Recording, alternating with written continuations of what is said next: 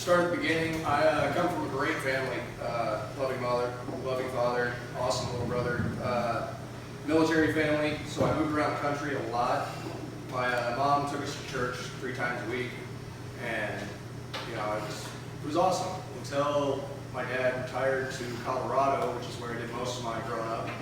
And we had a whole lot of problems with the churches out there, and eventually just stopped going to church altogether, and it kind of crushed my whole faith in church and religion in general.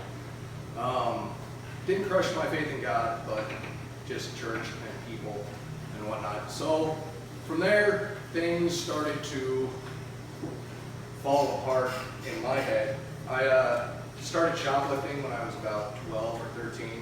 I was a nerd, so I shoplifted video games,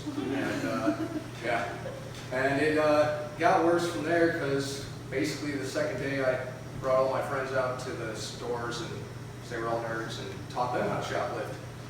And it proceeded to get worse and worse from there. I started doing B&Es for the adrenaline rush, and started drinking, smoking pot. At about 18, I got it in my head that my parents were not good parents, which was completely ass backwards. Pardon the language, by the way, it might come out here and there. So, doing these B&Es, I'm blaming my parents and their upbringing of me for everything, which is, I can't get over how bad my thought process was there. I get caught up in a B&E thing with an 8 felony, 15 misdemeanor charge at like 2-3 months into being 18.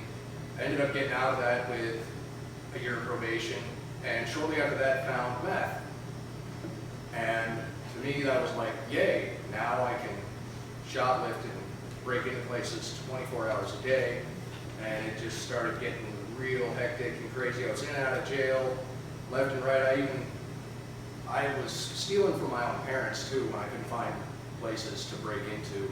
That's something that still haunts me. So I go in and out of jail, pick up 2 felonies. Last time I was sitting in jail, I did a year, and I remember my brother coming to visit me at one point. My parents came to visit me quite a bit too, but the visit from my brother really stuck out in my head. When he came and he just broke down into tears and was like, dude, I miss you, or I want my brother back, and what are you doing to our parents? And so when I got out of there, I went into a year-long Christian discipleship program, but I still wasn't taking everything totally seriously, and I manipulated and cheated my way through that program. Ended up graduating the program, but I got them changing the rules and everything to make it work for me. And I started drinking again, drinking beer and taking shots until I ended up moving out. Got married to a chick that, she was an awesome chick, and the whole story behind that was I wanted to join the Army and had read a newspaper article that they were waiving felonies. And so we went down to the recruiting office, and they explained that if I got X amount of college credits, I could join the Army, convince her to join and us to get married, because if she joined while she was in basic and blah, blah, blah, I could go get my college courses taken care of, and then I could join the Army at wherever she got stationed. So we went with that plan.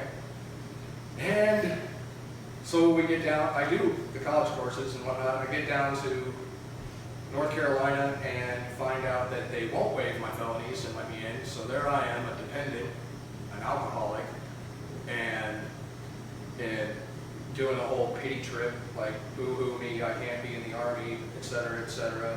I'm just going to sit around the house and drink and be a neglectful husband. So, needless to say, the marriage ended. Went back to Colorado and continued my drinking, started really becoming a heavy alcoholic and doing landscaping. After a while, went through another rough relationship and ended up going down to Georgia for a year. And this is where I kind of got back into the meth a little bit. I did meth for a couple months there. Maintained, was working, wasn't like shoplifting or B&Es or anything like that. It was just working and smoking meth. And then he got arrested and I stopped doing meth, but that put it in my head that, oh, well, I can control this now. So I ended up going back to Colorado, and this is where things got real crazy. So at this point, I'm drinking a 1.75 of whiskey and about a 12 pack of craft beers a day to myself. And my good friend, still a good friend of mine, I believe he's sober now, but he was doing the meth, and I didn't know for that whole time. That's part of why I was drinking that much. I was trying to keep up with him. Who'd have thought that if you're smoking meth, you can drink a hell of a lot more. But started doing meth again, and at the time I'm unemployed, so I slipped back into my whole shoplifting and B&Es, and it escalated real fast there. I went into trafficking drugs back and forth between Colorado and Texas, and had the DTF after me and whatnot. Long story short, I eventually woke up in an alley in Denver next to a pile of my own puke and called my dad and my mom. I was like, hey, something's got to give. I got to let you guys know I've been doing meth again, and I got to figure something out. So they picked me up, brought me home, and set me up with a flight to come out here because on Facebook, my old boss from Colorado had hit me up and said, hey, you looking for work? I'm out in Minneapolis, and I own a fence company, and I could use a business partner. So I got on a plane with a bag of clothes, flew out here, and went right back into the drinking because I still hadn't figured out that, I had to give it all up. So start drinking, working with this guy. We built up a decent company in about 2 months. A couple trucks and all the tools, and we're getting good contracts and whatnot. And the whole time I'm convincing him that, dude, you'd love my productivity level if I were smoking meth. I'm really good when I'm on meth. So I freaking end up meeting somebody online, and that person could get meth, which introduced me to the meth world here. And right about this time, it's 2013, and it's coming into winter, so our contracts are starting to go, and I started slipping back into unemployment mode where I was like, oh, well, I'm going to start stealing, and et cetera, supplement, and it just got worse and worse. I'm running around high as a kite, staying up for months at a time, and I'm going to go ahead and skip to the final episode of all the shenanigans. So here we are, Christmas Eve. I've been in contact with my parents the whole time. I'm gonna backtrack real quick. All right, because of the whole stealing from my parents and the whole year sitting in jail and then the year Christian discipleship program, I did have enough time to clear my mind and realize that my parents love me no matter what, and that I needed to start taking responsibility for my own actions. And so through all the other alcoholism and all the other bad things, I was still in contact with my parents. I always just kind of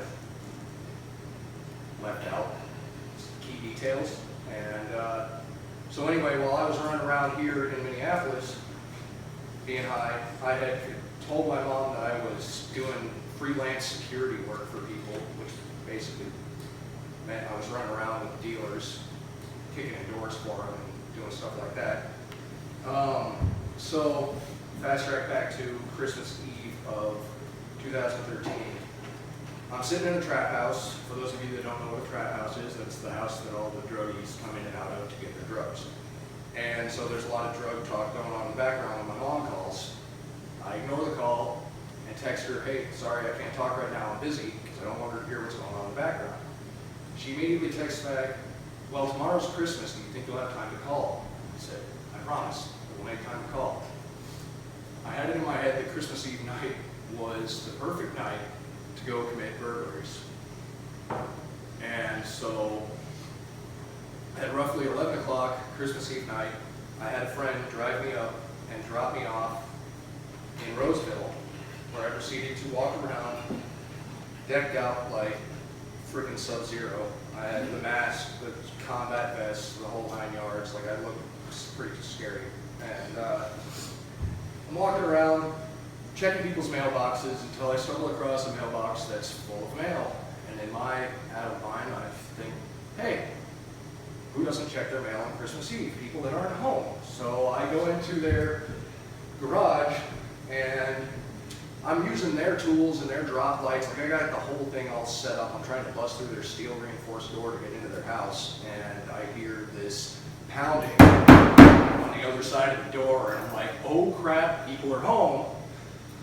And I book out the side door of their garage and find their whole front door is this like group of bay windows. Turns out people that don't check their mail are the grandmother and grandfather who have like 5 children and there's children-in-law, not to mention their grandchildren. So there's like 20 people standing in these windows looking right at me, and my response is, sorry, and run. So I book through the snow. In negative 20-degree weather, I book about a block and a half and decide, oh, that's far enough. I need to smoke a cigarette. That was intense. So I'm walking down the street, checking my phone, trying to get my Bluetooth back into my ear, and trying to light a cigarette, walking right down the street, and realize that I've dropped my lighter. So I turn back and go back towards this house.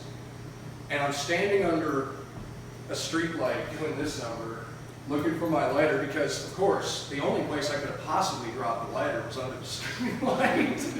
When the cops come around the corner, I proceed to look at them and go and try to walk nonchalantly away in my ninja gear, mind you, like not obvious in any way, shape, or form. And they come pulling up and hit me with the spotlight. I take off running through somebody's yard. They're chasing me, and I see the taser laser dancing around me, and I'm like, they're going to tase me. And I'm not running fast enough, so I throw my arms out to the side. I'm like, I'm done. They shoot me with the taser. All the ninja armor actually worked, so it didn't actually get me. And they come up and slam, and they tackle me down into the snow, and they're dropping elbows and stuff in my face, questioning me about where's my friends, where's my ride, and I'm going, I'm high, I walked here, and they're pulling up my shirt, and they're tasing me right here, and eventually, long story short, they finally get me wrangled up and thrown in jail. And I'm sitting in jail. They took my phone away, obviously, because that's what they do. And so I have no numbers, because who remembers numbers nowadays? And I'm sitting there for about 2 weeks, can't remember a number to save my life. And through those 2 weeks, I'm still thinking to myself, once I get out of here, I'm going back at it, you know, I do this. One day I'm sitting in my bunk, I'm reading a book, and suddenly it's like, God was like, now is when. And the number from my mom popped into my head. I jumped up, ran down to the phones, called my mom, and when she answered, she's in tears, I'm pretty sure, and explains to me that it took them till after New Year's to figure out where the hell I was. They thought I was dead in some ditch, frozen. And it was at that point I was like, something's really got to give. I have got to change this, because I'm not just hurting strangers at this point. I'm hurting the people I love. I'm hurting, you know, I thought I wasn't, but I was. What? To force them to watch me destroy my life and everyone else's life around me just hit home. And I started looking into rehab facilities and talking to my public defender, and they got me hooked up with the Salvation Army Rehab Center. And so they let me out of jail, and I had to check myself immediately into the rehab facility, which I did. And I went at it with full force. If they recommended it, I did it. You know, taking service commitments, getting a sponsor, working through the steps. I worked with the 12-step program, like the AA stuff. And, you know, like it was like day one, the first time they even mentioned sponsorship, I immediately walked right up to my counselor. Wasn't my counselor at the time, I actually hated the guy, he was kind of a douche. But he ended up saving my life. I walked up to him and I was like, hey, I need to get hooked up with a sponsor right now. Like, this has to happen. And so I did that, started working with a sponsor, started doing whatever he recommended, did my 4th step, which up until the 4th step, I was about two and a half, 3 months into rehab before I did my 4th and 5th step. And up until that point, I still had it in my head that, oh, meth's my problem. When I get out, I can drink and everything will be okay. And I remember walking the first time with my good buddy Bryce, some of you guys know him. We were heading to the Mall of America, and there's right next door, practically, to our rehab facility is Fulton Brewery. And I remember walking by and going, oh look, a brewery, that's awesome. We're doing my graduation party there. And shortly thereafter, I did my 4th and 5th step and was like, no, I can't do any of that anymore at all. Because as soon as I do that, it opens that door and then everything just crumbles from there. I also had to change everything about my thinking. I had to get rid of all my selfishness and my self-centeredness and my dishonesty. All I ever thought about was me beforehand, and I didn't care who I hurt. And I would always come up with the reasons why it was okay to do what I was doing. And I had to get rid of all that. I also had to take all my energies, because I have a lot of energy, and focus it on positive things, like since getting out of rehab, because I graduated the program, immediately turned around and took over the meeting on Sunday nights at the program, so now I host that.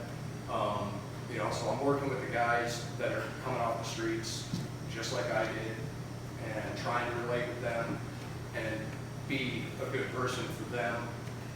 And any other free time I'm also trying to use to do good things, basically just try to be a positive influence on society and those who are around me to someday maybe balance the scales.